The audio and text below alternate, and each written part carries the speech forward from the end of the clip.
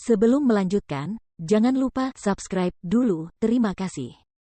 Bab 132, Masalah Paviliun Awan Bersih. Berita mengenai pembunuhan kepala penjaga kota Southern Cliff langsung mencapai kota kerajaan Luotong. Di kota kerajaan minus rumah Adipati Wei.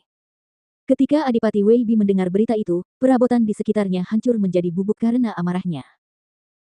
Temukan pelakunya, bahkan jika kau harus membalikkan kerajaan Luotong minus, jangan biarkan satu hal pun terlewat, kau harus menemukan siapa pembunuh ini. Wei Bi meraung marah. Hati para pengawal istana Duke Wei bergetar ketakutan saat mereka segera menuruti perintah itu. Juga, masukkan para penjaga istana tebing selatan itu ke dalam penjara bawah tanah dan interogasi mereka satu persatu.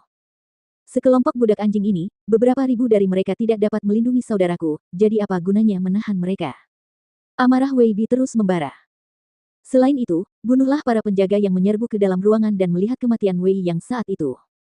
Dengan niat membunuh yang sangat kuat, Wei Bo terus meneriakkan perintah. Membunuh para penjaga yang melihat kematian Wei Yang. Bukankah itu juga berarti para penjaga yang melihat tubuh selir Wei Yang? Para pengawal istana Adipati Wei segera memahami perintah tuannya, dan mereka meninggalkan ruangan setelah menjawab, "Ya, Adipati." Setelah para pengawal itu pergi, mata Wei Bi menjadi merah darah saat dia menggertakkan giginya dan melontarkan setiap kata dengan penuh kebencian. "Jika aku tahu siapa pelakunya, siapa yang membunuh adikku, aku akan memotongmu menjadi jutaan bagian dan memberikannya pada anjing-anjing." Sementara Wei Bi mendidih dalam kebencian, Huang Xiaolong masih dalam perjalanan kembali ke kota kerajaan Luotong. 2 bulan kemudian, Huang Xiaolong akhirnya tiba. Dan tempat pertama yang dikunjungi Huang Xiaolong bukanlah Tianxuan Mansion, melainkan Cosmic Star Academy. Memasuki ruangan kepala sekolah, Xiong Chu tidak ada di sana, hanya Sun Zhang yang ada di ruangan itu. Huang Xiaolong mengeluarkan inti binatang buaya besi berwarna hijau zamrud dari cincin Asura. Sun Zhang menganggukkan kepalanya. Melihat inti binatang buaya besi zamrud itu, dia tertawa sambil berkata, "Memang, ini adalah inti binatang buaya besi, dan sekarang kamu resmi menjadi murid kelas 3.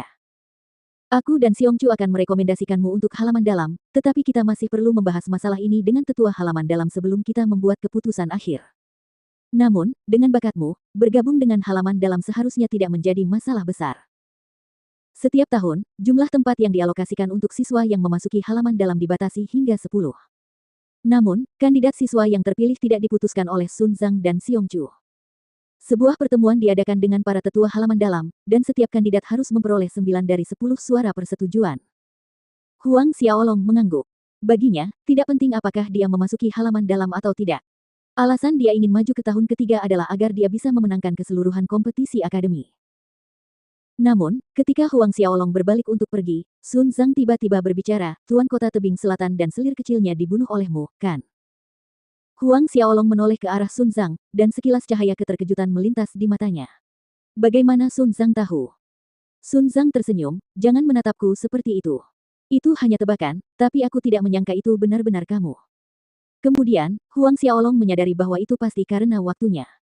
Ketika dia pergi berburu buaya besi, itu bertepatan dengan kematian penjaga kota tebing selatan, dan dengan demikian, Sun Zhang membuat asumsi seperti itu. "Kudengar selir kecil Wei yang memiliki tubuh yang bagus pantatnya besar, benarkah begitu?" Pada saat berikutnya, pertanyaan lain muncul dari mulut Sun Zhang.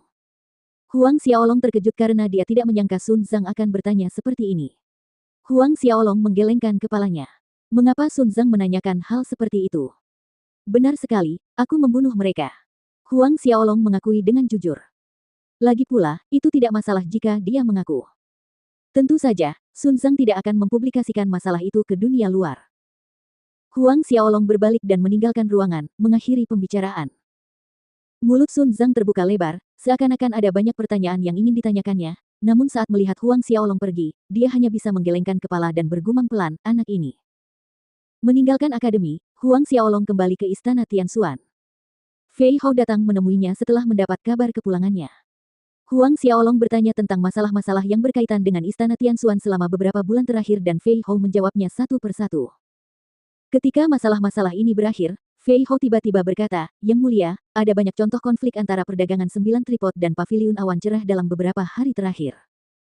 Paviliun Awan Cerah merupakan rumah dagang terbesar di Kerajaan Laut Awan. Didirikan lebih dari 100 tahun yang lalu dan cabang-cabangnya yang banyak meliputi wilayah yang sangat luas. Bahkan di dalam kerajaan Luotong, mereka memiliki tidak kurang dari selusin cabang. Ada juga banyak kekuatan di bawah sayap mereka. Saat itu, ketika sebuah harta karun besar muncul di danau pencerahan, paviliun awan cerah juga mengerahkan banyak orang untuk bertualang ke sana. Konflik macam apa? Tanya Huang Xiaolong. Fei Hao menjawab dengan hormat, 2 minggu yang lalu, murid-murid cabang Clear Cloud Pavilion Big Down County datang ke Nine Tripod Commerce Big Down, mengklaim bahwa mereka ingin membeli 1 juta eksemplar publikasi Nine Tripod.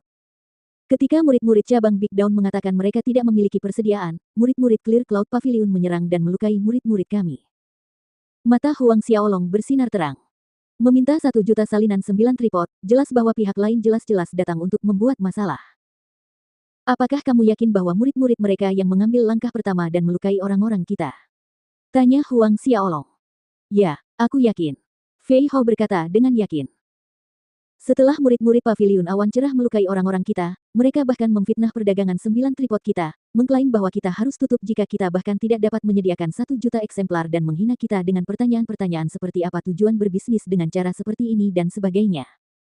Selama 2 minggu terakhir ini, murid-murid paviliun awan cerah Big Down akan pergi ke toko kita untuk membuat masalah setiap hari, dan mereka bahkan melukai orang-orang kita. Setiap hari mereka datang, berteriak bahwa Nine Tripod Commerce harus memasok mereka 1 juta eksemplar. Mendengar ini, tatapan Huang Xiaolong menjadi dingin. Murid-murid paviliun awan cerah ini datang ke cabang 9 Tripod Commerce di Big Down County setiap hari, membuat masalah dan memukul orang. Jelas, mereka tidak menaruh perhatian pada Tianxuan Mansion. Atau mungkin, mereka tidak menaruh perhatian padanya, Huang Xiaolong, dan Marshall Mansion. Apakah kau sudah menyelidiki dengan jelas kekuatan apa yang dimiliki paviliun awan cerah di kerajaan Luotong? Tanya Huang Xiaolong.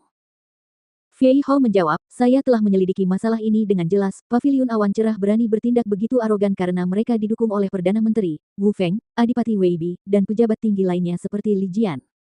Ini semua bermula dari kecemburuan terhadap keuntungan perdagangan 9 tripod kita. Perdana Menteri Wu Feng. Tatapan mata Huang Xiaolong semakin dingin. Tidak heran paviliun awan cerah ini berani bertindak dengan sangat berani, di belakang mereka ada Perdana Menteri Wu Feng. Di kerajaan Luotong, Marsekal Hao Tian berdiri di puncak rantai komando militer, dan dia adalah Marsekal 3 generasi dengan status dan posisi tertinggi tepat di bawah raja. Namun, Perdana Menteri Wu Feng ini mewakili kekuatan politik utama, dan seperti Marsekal Hao Tian, dia adalah menteri 3 generasi. Meskipun posisinya tidak setinggi Marsekal Hao Tian, kesenjangannya tidak signifikan. Di kerajaan Luotong, satu pihak memimpin arena politik dan yang lain mempelopori militer, dan kedua belah pihak tidak pernah harmonis. Perdana Menteri Wu Feng telah memperingatkan Raja Lu Zhe berkali-kali, mengklaim bahwa Marsekal Hao Tian yang memegang kekuasaan militer merupakan risiko besar bagi kerajaan Luotong, dan ia bahkan mengusulkan agar otoritas dan jabatan militer Marsekal Hao Tian dicabut. Ada kemungkinan besar bahwa masalah dengan paviliun awan jernih ini direncanakan secara diam-diam oleh Perdana Menteri. Bangkitnya Nine Tripod Commerce beberapa tahun terakhir ini, dan keuntungan tahunannya yang melimpah, yang mendekati 100.000 koin emas, menyebabkan banyak orang menjadi iri. Jadi, ini orang tua itu. Huang Xiaolong mencibir dingin. Namun, Huang Xiaolong tidak menyangka bahwa selain Perdana Menteri Wu Feng, Adipati Weibi juga merupakan salah satu pendukung paviliun awan cerah. Dia baru saja membunuh saudara-saudaranya, penjaga kota tebing selatan, Wei Yang. Bagaimana dengan cabang lainnya? Apakah ada kejadian serupa? Tanya Huang Xiaolong. Tidak untuk saat ini. Fei Hao menjawab. Yang mulia, bagaimana kalau aku pergi sendiri ke Big Down County untuk menyelesaikan masalah ini? Huang Xiaolong mengangguk, besok, kau akan ikut denganku. Huang Xiaolong bermaksud melakukan perjalanan sendiri. Jika dia membiarkan masalah dengan Clear Cloud Pavilion memburuk, tidak hanya akan merugikan perkembangan masa depan Nine Tripod Commerce, tetapi juga akan memengaruhi reputasi Huang Xiaolong dan Marshall Hao Tian. Apakah Yang Mulia juga berencana untuk pergi? Fei Hao terkejut sebelum mengakui keputusannya dengan hormat.